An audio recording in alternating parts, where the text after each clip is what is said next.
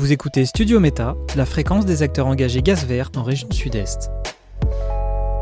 Le grand saut du gaz vert, donc on l'a fait l'année dernière avec le Cidéval, puisque le Cidéval dispose donc d'un méthaniseur qui récupère les boues donc de l'assainissement, liés à l'assainissement, et ça produit donc ce gaz vert qui est réinjecté dans le réseau de gaz qui traverse notre vallée.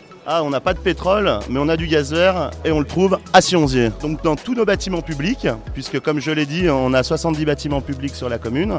Aujourd'hui, l'État impose des normes aux Français pour consommer moins d'énergie ou alors plus verte. Et il est normal que les collectivités territoriales montrent l'exemple. Il faut savoir que ce changement-là est à la portée de tous, puisque donc on ne peut pas, nous, Sionzier, se passer de gaz. Et les chaudières actuellement qu'on a dans nos bâtiments permettent justement la combustion et d'utiliser ce gaz vert, qui est du gaz qui sort tout simplement de nos arrivées de gaz classiques. Et ça permet donc de chauffer nos bâtiments de manière plus propre. Des perspectives, oui, la première c'est déjà de montrer l'exemple dans un premier temps, de montrer l'exemple. Après certes, le gaz vert a un coût aussi, un coût supplémentaire, mais à nous aussi de réduire cette consommation. C'est pas parce qu'il est vert qu'on peut le consommer à tout va, de réduire cette consommation pour essayer de rentrer dans nos budgets et puis poursuivre et inciter la population aussi à passer sur ce gaz vert. On n'a pas de projet de méthaniseur, en tout cas pas à échelle de la commune.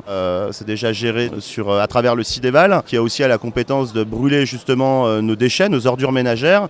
Et Sionzier est depuis l'année dernière accordé au réseau de chaleur Cluse Énergie, qui chauffe le quartier du Creuset, depuis peu notre résidence senior. Et en fait, c'est tout simplement l'énergie qui est dégagée pour brûler nos déchets, qui permet donc de chauffer de l'eau et qui va donc, cette eau est importée depuis Marigné, donc jusqu'à Sionzier, jusqu'à Cluse aussi, et donc on a une énergie encore plus verte qui chauffe nos bâtiments, les bâtiments du quartier. Ouais. Si je devais convaincre d'autres maires, c'est déjà de leur dire qu'il n'y a pas d'investissement lié à ce changement de gaz, puisque c'est le gaz qu'on retrouve dans toutes nos canalisations classiques, dans notre réseau. Donc il y a zéro investissement et effectivement c'est un grand pas et un beau pas pour notre climat et puis le bien-être de nos habitants aussi sur la vallée.